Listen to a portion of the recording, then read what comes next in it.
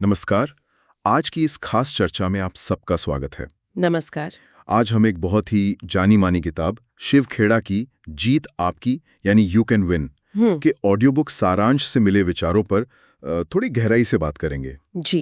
ये जो चर्चा है ये हमें मिले स्रोतों पर आधारित है और हमारा मकसद है कि इन विचारों से सफलता के लिए जो जरूरी सोच है, जो काम करने का तरीका है और चरित्र, उसकी अहमियत को समझें। बिल्कुल। किताब का एक बहुत मशहूर वाक्य है जो शायद इसका सार भी है। जीतने वाले कोई अलग काम नहीं करते, वे हर काम अलग ढंग से करते हैं। हाँ, ये तो बहुत सुना है। तो सवाल यही उठता है कि ये अलग ढंग आखिर है क्या? आज हम इसी की परतें खोलने की कोशिश करेंगे, उन सिद्धांतों को समझेंगे जो इस अलग ढंग को बनाते हैं। बिल्कुल। और ये देखना दिलचस्प है कि ये सिद्धांत सिर्फ किसी एक फील्ड के लिए नहीं है। ये तो जीवन के कुछ मूलभूत नियम जैसे हैं। हाँ, जो व्यक्तिगत विकास और एक अच्छा एक संतुष्ट जीवन जीने की इच्छा रखने वाले हर इंसान के लिए जरूरी हैं। सही कहा। ये सिर्फ मोटिवेशनल बातें नहीं हैं, बल्कि आप देखें तो ये व्यवहारिक जीवन के सबक हैं जिन्हें अपनाकर वाकई बदलाव लाया जा सकता है। ये हमें याद दिलाती हैं कि असली जीत की शुरुआत बाहर नहीं, हमारे अंदर उठती है। सही कहा। तो चलिए इस सफर की शुरुआत करते हैं। पहला और शायद सबसे बुनियादी सिद्धांत, नजरिया ही ऊंचाई तय करता है। Attitude determines altitude. जी। इसका सीधा सा मतलब है कि हमारी सोच, हमारा रवैया, वही हमारी सफलता की नींव है। पॉजिटिव सोच हमें आगे बढ़ाती है, जबकि नेगेटिव सोच हमें बहानों के जाल में फंसा देती है। हाँ, ये तो है। किताब में एक बहुत अच्छी मिसाल दी गई है। हमारा मन एक बगीचे की तरह है। हाँ, ये उपमा बहुत अच्छी है। सुनने में कितनी सरल लगती है, पर है बहुत गहरी। अगर हम इसमें सकारात्मक विचारों के बीज बोएंगे तो आत्मविश्वास और उम्मीद के फूल खिलेंगे। बिल्कुल। लेकिन अगर हम शक, डर, निराशा, इन सब के बीज बोते रहेंगे तो जाहिर है फिर वैसे ही कांटे उगेंगे। जी, सफल लोग हमेशा इस पर फोकस करते हैं कि उनके कंट्रोल में क्या है, वे क्या कर सकते हैं, बजाय इसके कि वे क्या नहीं कर सकते। ये एक बहुत बड़ा फर्क पैदा करता है ना। बिल्कुल। ये मन का बगीचा वाली उपमा बहुत शक्तिशाली है, मुझे लगता है। नजरिया सिर्फ ये नहीं कि हम अच्छा सोचें। हाँ, ये वो चश्मा है जिससे हम दुनिया को देखते हैं, परिस्थितियों को समझते हैं और फिर उन पर रिएक्ट करते हैं। एक पॉजिटिव नजरिया हमें मुश्किलों को प्रॉब्लम की तरह देखने के बजाय उन्हें एक चैलेंज या सीखने के मौके की तरह देखने में मदद करता है। सही। यही वो अलग ढंग है जिसकी बात किताब करती है। जीतने वाला नजरिया सच में बाधाओं को अवसरों में बदल देता है। अच्छा। ये मुश्किल हालात में उम्मीद खोना नहीं, बल्कि हल ढूंढने की एक एक्टिव सोच है। ये सिर्फ पॉजिटिव थिंकिंग नहीं, ये पॉजिटिव डूइंग की बुनियाद है असल में। हाँ, ये नजरिया ही तय करता है कि हम मुश्किल आने पर टिके रहेंगे या बिखर जाएंगे। और यहीं से जुड़ता है दूसरा अहम सबक। जी, कौन सा? अपने जीवन की जिम्मेदारी लें। Take responsibility for your life. ये सुनने में शायद थोड़ा कठोर लगे, लेकिन जीतने वाले लोग अपनी कामयाबी और नाकामी के लिए भारी चीजों को दोष नहीं देते। हाँ, ये बहुत करते हैं लोग। न किस्मत को, न हालात को, न सरकार को, न दूसरे लोगों को। वे मानते हैं कि उनका जीवन उनके फैसलों का नतीजा है। सही बात है। इसके लिए भी एक बेहतरीन उपमा है। आप हवा की दिशा को तो कंट्रोल नहीं कर सकते, लेकिन अपनी नाव के पाल को हवा के हिसाब से जरूर एडजस्ट कर सकते हैं। वाह, ये तो बहुत खूब है। कितनी सच्ची बात है। बाहरी दुनिया में बहुत कुछ ऐसा होता है जो हमारे बस में नहीं होता, लेकिन उन हालात में हम कैसे रिएक्ट करते हैं, ये पूरी तरह हमारे हाथ में होता है। बिल्कुल। जब कुछ गलत होता है तो सफल व्यक्ति ये नहीं पूछता कि मेरे साथ ही ऐसा क्यों हुआ। हाँ, ये सवाल तो मन में आता ही है। आता है, लेकिन वो पूछते हैं कि ठीक है, अब यहां से आगे बढ़ने के लिए मैं अगला कदम क्या उठा सकता हूं। ये सवाल पूछते ही पूरी सोच बदल जाती है। हाँ, ये विक्टिम यानी पीड़ित वाली सोच से निकलकर एक्टर यानी कर्ता बनने का सफर है। अच्छा। जब हम दूसरों को या हालात को दोष देते हैं तो हम अनजाने में अपनी शक्ति दूसरों के हाथों में दे देते हैं। लेकिन जैसे ही हम जिम्मेदारी लेते हैं अपनी सोच की, अपने कामों की, अपने रिएक्शंस की, हम अपने जीवन की ड्राइविंग सीट पर वापस आ जाते हैं। वाह। ये समझना जरूरी है कि जिम्मेदारी का मतलब खुद को कोसना नहीं है, बल्कि ये मानना है कि हमारे पास चुनने की और स्थिति को बेहतर बनाने की ताकत है। हाँ। खेड़ा का जो संदेश है, अगर ये होना है तो ये मुझ पर निर्भर है। If it is to be, it is up to me. ये हमें बैठे रहने से उठाकर एक्शन लेने के लिए प्रेरित करता है। ये एम्पावरमेंट का असली मतलब है। ये वाकई में सशक्त महसूस कराता है। जिम्मेदारी लेना मतलब अपनी ताकत को पहचानना। चलिए अब तीसरे महत्वपूर्ण पार्ट पर आते हैं। जी।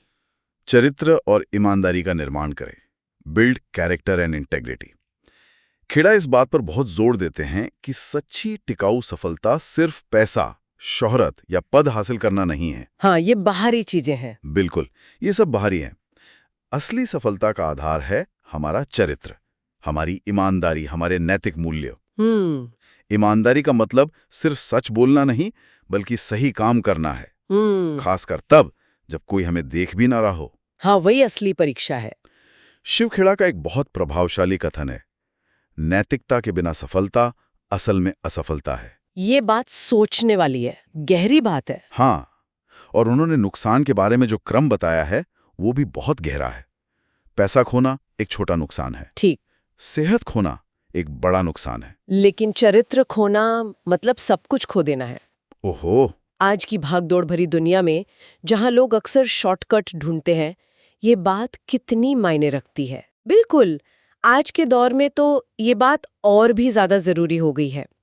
चरित्र और ईमानदारी वो नींव है जिस पर विश्वास और सम्मान टिकते हैं। हाँ। हो सकता है कि बेईमानी या चालाकी से कोई थोड़े समय का फायदा मिल जाए, कोई शॉर्ट टर्म गेन हो जाए, लेकिन लंबे समय में ये हमेशा नुकसान ही देता है। लोग ऐसे व्यक्ति या संगठन पर भरोसा नहीं करते जिसका चरित्र संदिग्ध हो। सही बात। चरित्र ही विजेता की असली पहचान है। ये दिखाता है कि व्यक्ति अंदर से कितना मजबूत है, उसके सिद्धांत कितने पक्के हैं। ये रातों रात नहीं बनता। इसे रोजमर्रा के छोटे छोटे सही फैसलों से बनाना पड़ता है। इसलिए संदेश साफ है, ईमानदार रहें, दयालु रहें और अपने सिद्धांतों पर टिके रहें। यही विजेता की असली पहचान है। यही वो मजबूती है जो हर तूफान में हमें सीधा खड़ा रखती है। चरित्र की मजबूती, ये वाकई में सफलता का असली पैमाना है।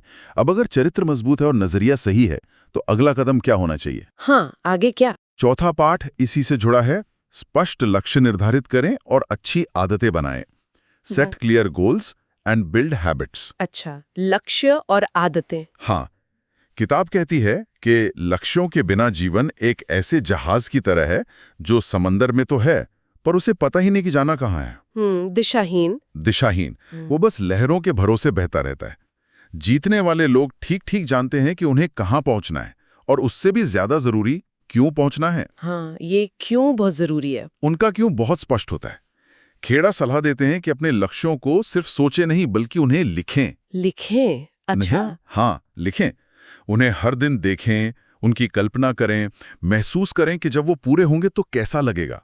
ये शायद विजुअलाइजेशन की ताकत है। जी, हो सकता है। लेकिन सिर्फ लक्ष्य तय कर लेना ही काफी नहीं है। उन तक पहुंचने के लिए जो रास्ता तय करना है, उसके लिए सही आदतें बनाना बेहद जरूरी है। जैसे अनुशासन में रहना, लगातार कुछ नया सीखते रहना और हार न मानने वाली दृढ़ता। कहा भी गया है कि एक सपना सिर्फ सपना रहता है जब तक हम उसे हकीकत बनाने के लिए रोज कुछ न कुछ करना शुरू नहीं करते। यहाँ पर प्रेरणा यानी मोटिवेशन और आदत यानी हैबिट के बीच का रिश्ता समझना बहुत दिलचस्प है। हाँ, बताइए। अक्सर हम किसी लक्ष्य को लेकर बहुत उत्साहित होते हैं ना, बहुत प्रेरणा महसूस होती है। ये प्रेरणा हमें शुरुआत करने में मदद करती है। बिल्कुल। लेकिन प्रेरणा का स्वभाव है कि वो आती जाती रहती है, वो हमेशा एक सीन नहीं रहती। सही कहा। यहीं पर आदतों का महत्व सामने आता है। जब शुरुआती जोश ठंडा पड़ जाता है, तब हमारी अच्छी आदतें ही हमें पटरी पर बनाए रखती हैं, हमें आगे धकेलती रहती हैं। अच्छा। आदतें हमारे कामों को लगभग ऑटोमेटिक बना देती हैं, जिससे हमें हर रोज अपनी इच्छा शक्ति पर बहुत ज्यादा निर्भर नहीं रहना पड़ता। ये तो अच्छी बात है। इसीलिए कहा गया है, प्रेरणा आपको शुरू कराती है, आदत आपको आगे बढ़ाती है। अच्छी आदतें बनाना एक तरह से सफलता का सिस्टम बनाना है। हाँ। ये पक्का करता है कि हम लगातार प्रगति करते रहें, चाहे हमारा मूड कैसा भी हो। ये बहुत अहम बात है कि आदतें प्रेरणा के उतार चढ़ाव से ऊपर उठकर हमें आगे बढ़ाती हैं। और जब हम लक्ष्यों की तरफ बढ़ते हैं तो जाहिर है रास्ते में मुश्किलें तो आएंगी ही। हाँ, वो तो आती हैं। यहीं पर आता है पांचवा और आखिरी सबक। दृढ़ता और उद्देश्य के साथ बाधाओं पर काबू पाएं। Overcome obstacles with persistence and purpose. दृढ़ता, परसिस्टेंस। हाँ, कोई भी सफल इंसान ऐसा नहीं है जिसकी राह में चुनौतियां ना आई हों। फर्क सिर्फ इतना है कि जीतने वाले कभी हार नहीं मानते। जब दूसरे किसी स्थिति को असफलता मानकर रुक जाते हैं, विजेता उसे एक फीडबैक यानी प्रतिक्रिया के रूप में देखते हैं। अच्छा, फीडबैक की तरह। हाँ, वो सोचते हैं कि इससे क्या सीखा जा सकता है ताकि अगली बार बेहतर किया जा सके। ये नजरिया बदलने वाली बात है। बिल्कुल। शिव खेड़ा कहते हैं, असफलताएं सफलता की ओर जाने वाले रास्ते के मील के पत्थर हैं। यानी हर ठोकर, हर नाकामी हमें कुछ सिखाती है, हमें मजबूत बनाती है और हमें मंजिल के और करीब ले जाती है, अगर हम उससे सीखने को तैयार हों। जी। यहाँ 3 चीजें बहुत जरूरी हैं। दृढ़ता यानी लगातार लगे रहना, धैर्य यानी सब्र रखना, और उद्देश्य यानी अपने लक्ष्य को हमेशा याद रखना। हाँ, उद्देश्य का होना बहुत जरूरी है। और वो उपमा भी याद आती है, हीरे दबाव में बनते हैं। हाँ, diamonds are made under pressure. मुश्किल हालात, चुनौतियां और दबाव ही हमारे अंदर छुपी हुई क्षमताओं को बाहर लाते हैं, हमें तराशते हैं। सही कहा। यहाँ लचीलेपन यानी रेजिलियंस का विचार बहुत महत्वपूर्ण हो जाता है। रेजिलियंस, हाँ। सफलता का मतलब ये नहीं है कि आप कभी गिरेंगे ही नहीं, बल्कि सफलता का असली मतलब है हर बार गिरकर दोबारा उठ खड़े होने की क्षमता। बिल्कुल। ये जारी रखने का साहस, करेज ही है जो असल में मायने रखता है, ना कि असफलताओं का ना होना। जब हमारे सामने एक स्पष्ट उद्देश्य होता है तो वो हमें मुश्किल से मुश्किल समय में भी आगे बढ़ने की ताकत देता है। हाँ, वो दिशा देता है। और दृढ़ता हमें तब तक कोशिश करते रहने की हिम्मत देती है जब तक हम कामयाब नहीं हो जाते। ये हार न मानने का जज्बा ही विजेताओं को बाकियों से अलग करता है। सही। इसलिए ये संदेश बहुत शक्तिशाली है। सफलता अंतिम नहीं है, असफलता घातक नहीं है, ये जारी रखने का साहस है जो मायने रखता है। ये नजरिया हमें किसी भी झटके से उभरने में मदद करता है। तो इन 5 सिद्धांतों को देखें, सकारात्मक नजरिया, जिम्मेदारी लेना, चरित्र निर्माण, लक्ष्य और आदतें, और अंत में दृढ़ता। ये सब मिलकर जीत आपकी को सिर्फ एक किताब नहीं, बल्कि एक तरह की जीवन नियमावली या लाइफ मैनुअल बना देते हैं। हाँ, एक गाइडबुक जैसी। बिल्कुल। यह हमें बार बार याद दिलाती है कि असली सफलता बाहर की परिस्थितियों या किस्मत का खेल नहीं है, बल्कि यह हमारे अंदर शुरू होती है, हमारे विचारों से, हमारे रोजमर्रा के चुनावों से और हमारी लगातार बनाई गई आदतों से। जी। किताब में एक दैनिक प्रतिज्ञा का जिक्र है जो शायद इन सभी बातों का निचोड़ है। क्या है वो? आज मैं बेहतर सोचूंगा, बेहतर कार्य करूंगा और बेहतर बनूंगा। वाह, सरल लेकिन बहुत शक्तिशाली। हाँ, ये एक बहुत ही साधारण लेकिन शक्तिशाली संकल्प है। यह हमें याद दिलाता है कि विजेता कोई रातों रात नहीं बनते। वे अपने हर दिन के छोटे छोटे फैसलों और कामों से धीरे धीरे खुद को बनाते हैं, एक समय में एक कदम उठाकर। बिल्कुल। और अगर हम अब इन सभी सबकों को उस शुरुआती विचार से जोड़ें, जीतने वाले हर काम अलग ढंग से करते हैं। हाँ। तो ये अलग ढंग क्या है? ये यही है, अपने अंदरूनी जगत पर महारत हासिल करना। अच्छा, अंदरूनी जगत पर। हाँ, अपनी सोच को नियंत्रित करना, अपना नजरिया चुनना, अपने चरित्र को मजबूत बनाना, स्पष्ट लक्ष्य रखना और उन्हें पाने के लिए अनुशासन और आदतें विकसित करना और मुश्किलों के सामने हार ना मानना। जब हम इन अंदरूनी पहलुओं पर काम करते हैं तो बाहरी दुनिया में परिणाम अपने आप बदलने लगते हैं। हाँ, ये तो है। और एक बात और समझना जरूरी है, ये सिद्धांत सिर्फ करियर या बिजनेस में सफलता पाने के लिए ही नहीं है। अच्छा। ये सिद्धांत एक ज्यादा सार्थक, उद्देश्यपूर्ण और संतोषजनक जीवन जीने के लिए भी उतने ही महत्वपूर्ण है। हाँ, ये तो जीवन के हर पहलू तो लागू होते हैं। चरित्र, जिम्मेदारी, सकारात्मक नजरिया, ये सब एक अच्छे इंसान और एक बेहतर समाज की नींव भी तो है। बिल्कुल सही कहा। तो हमने आज शिव खेड़ा के इन शक्तिशाली विचारों पर काफी गहराई से बात की। अब जाते जाते श्रोताओं के लिए एक सवाल छोड़ते हैं जी। जो उन्हें इस चर्चा से आगे सोचने पर मजबूर करे। ये सवाल सीधे स्रोत सामग्री से ही जुड़ा है। पूछिए। इन सब सिद्धांतों में से नजरिया, जिम्मेदारी, चरित्र, लक्ष्य और आदतें और दृढ़ता, कौन सा एक सिद्धांत ऐसा है जिसे अगर आज से ही अपनी सोच या काम करने के तरीके में पूरी तरह से शामिल कर लिया जाए तो किसी के भी जीवन में सबसे बड़ा और सबसे सकारात्मक बदलाव आ सकता है? बहुत गहरा सवाल है, इस पर सोचने की जरूरत है। तो इसी गहरे सवाल पर विचार करने के लिए आपको छोड़ते हुए हम आज की ये गहन चर्चा यहीं समाप्त करते हैं। जी।